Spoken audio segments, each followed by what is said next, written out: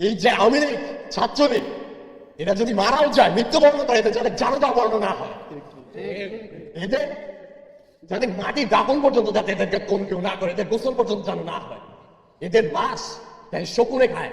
আমার বাবা কি দোষ করছিল? না তোমাদেরকে কোনো সময় কোনো কিছু বলছে নাকি কারোর কোনো ক্ষতি করছিল? আমার বাবা তো তোমাদেরকে কিছু করেনি। আমার বাবা 18 জুলাই এশার নামাজের পরে যখন মসজিদ থেকে বের হন, এলাকার সবাই আমার বাবাকে দেখেছিলেন।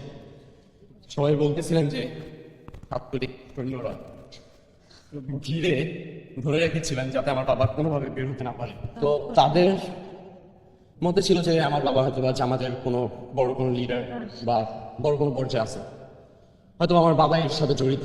একটা জিনিসই বলা থাকবে যে মুসলিম কান্ট্রিতে যদি নামাজ পড়া যদি আপনার দোষ হয়ে থাকে, মসজিদ থেকে বের হনো যদি তাদেরকে জামাত শিবির বলা হয়, তাহলে তো মসজিদ মাদ্রাসায় যারা আছেন তারাও তো সবাই জামাত শিবির, তাদেরকেও তো তাহলে গণহত্যা করা উচিত ছিল। পরবর্তীতে ইনভেস্টিগেশনে জানা যায় যে আমার বাবার লাশ নাকি দক্ষিণ কাকলা টোল প্লাজার সামনে নাকি ফেলে রাখা হয় রক্তাক্ত অবস্থায়।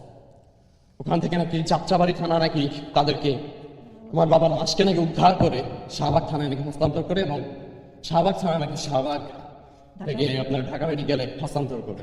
আমি আমার বাবার লাশের জন্য আমি ঢাকা মেডিকেলে যাই। পুলিশ আমার সাথে অনবরত তর্ক বিতর্ক করে। এক পর্যায়ে একজন পুলিশ সে বলে যে আমাকে একটা পুলিশ পারমিশন নিয়ে আসতে ঢাকা মেডিকেলে ঢোকার জন্য। আমি বলি যে আচ্ছা ঠিক আছে, আপনি আমাকে পুলিশ পারমিশন এনে দিলে ঢুকতে দিবেন তো? তিনি বলেন যে হ্যাঁ, আমি তোমাকে ঢুকতে দিব। আমি আমার থানায় আসি, আমার ওয়ারি থানায় এসে আমি অনেক কষ্ট করে তাদের কাছ থেকে একটি পুলিশ পারমিশন নিই। পুলিশ পারমিশন নিয়ে আমি যখন তাদের কাছে যাই, তুমি তোমার বাবার লাশে নিয়ে পাস, আমি বলি যে আমার বাবা লাশ আছে না কি আছে তা তো আমি জানি না, আপনি কিভাবে বললেন যে আমার বাবা লাশ? তিনি বলতেছে যে এখানে যেহেতু তুমি আসছো, তুমি অবশ্যই তুমি ধারণা করে আসছো যে তোমার বাবা লাশ।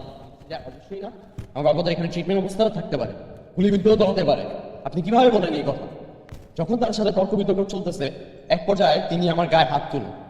আমার দুজন বন্ধুরা ছিল, তারা আমাকে যখন পিছনে ঠেলে নেয়, তারা আমাকে বলে যে পিছন থেকে নাকি দুজন পুলিশ নাকি তাদের রাইফেল নাকি রিলোড করে নিছে, আমাকে মারবে বলে। আমার এখনো কনফিডেন্স আছে যে আমি যদি ওই দিন যদি ঢুকতে পারতাম, আমি আমার বাবার লাশ পেতাম। আমি আমার বাবার নিজের লাশটা আমি নিজের হাত থেকে একদিন দাফন করতে পারতাম। আমার এখনো মনে আছে ওই পুলিশের সাব ইন্সপেক্টরের নামটা কামরুজ্জামান, আমার তার নামটা এখনো স্পষ্ট মনে আছে। তার সাথে আমার তর্ক বিতর্ক হয়েছিল, আর কোনো উপায় না পাই তখন আমি অনেক কষ্ট করে আমাদের ঢাকা বিশ্ববিদ্যালয়ের পড়ার ভাইয়ের সাথে আমি দেখা করি। ফারাদ ভাইয়ার সাথে আমি পরিচালকের রুমে যাই। তখন আমাকে পরিচালক বলে যে যেহেতু তোমার বাবা, আমি তোমাকে এখন বলে দেই, তবে তুমি এই কথাটা গোপন রাখবে, কিন্তু এখন যে সময় তার এই কথাটা গোপন রাখার মতো। তিনি আমাকে বলেন যে 1000-এর উপরে লাশ হবে, তিনি নাকি আঞ্জুমান মফিদুল ইসলামকে দিয়ে দিয়েছি। তারপর যখন আমি আঞ্জুমানে যাই, আঞ্জুমানে যাওয়ার পর ঠিক 2 থেকে 3টা ফাইল যখন উঠায়, তখন আমি আমার বাবার ছবি দেখতে পাই। আমি তখনই তাদেরকে বলি যে এই ছবিটা একটু বের করেন টাইম।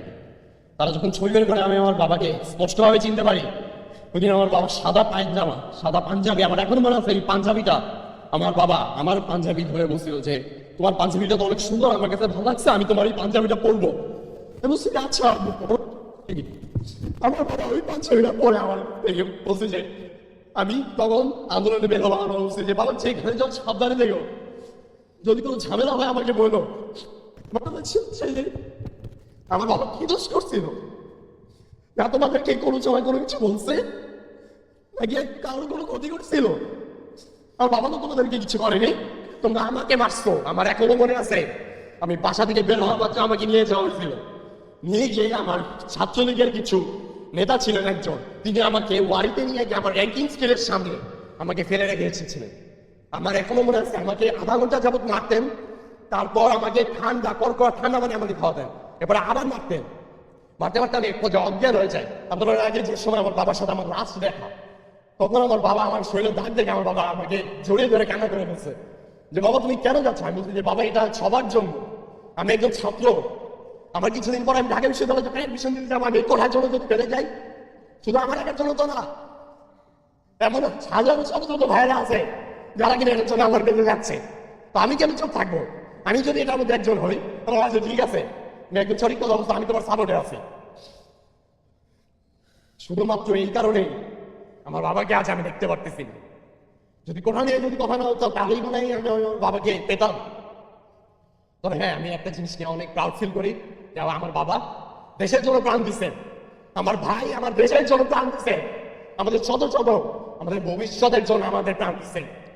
এবং এই প্যাসিভ সরকার তাকে আল্লাহ আদৌ পর্যন্ত ক্ষমা করবে কিনা তার কোনো নিশ্চয়তা নেই। আমি চাই এই যে আওয়ামী লীগ, ছাত্রলীগ, এটা যদি মারাও যায়, মৃত্যুবরণ করে, এদের যাদের জানাজা বর্ণ না হয়, এদের যাতে মাটি দাপন পর্যন্ত যাতে এদেরকে কোন কেউ না করে, এদের গোসল পর্যন্ত যেন না হয়, এদের লাশ তাই শকুনে খায়, এটা শুনশোনো মুখ থেকে কারো আসে না। কতটা পর্যন্ত কতটা মানুষ কষ্ট পেলে এই সব কথা বলে, একটা মানুষকে কিভাবে নির্মম ভাবে হত্যা করে তা আল্লাহ যদি ভালো জানে, আর তারাই ভালো জানে। তারা তো প্রচুর থেকেও আমার কাছে অত, যারা ছাত্র সংগঠনের আছে তার কাছে আমার একটাই দাবি থাকবে যে আমরা যারা শহীদ পরিবারের যারা লোকজন আছে, যারা শহীদ আমাদের কাছে এখন আমার কিছু ভাইরা আছে, তারা এখনো আহত আছেন, তাদেরকে খোঁজ নেওয়া। সরকারের কাছে আমার দাবি থাকবে আমাদের তাদেরকে একটু খোঁজ নেওয়া। তাদের অনেকেই আছেন যারা নিজের মেয়েকেও খুঁজে পাচ্ছেন না।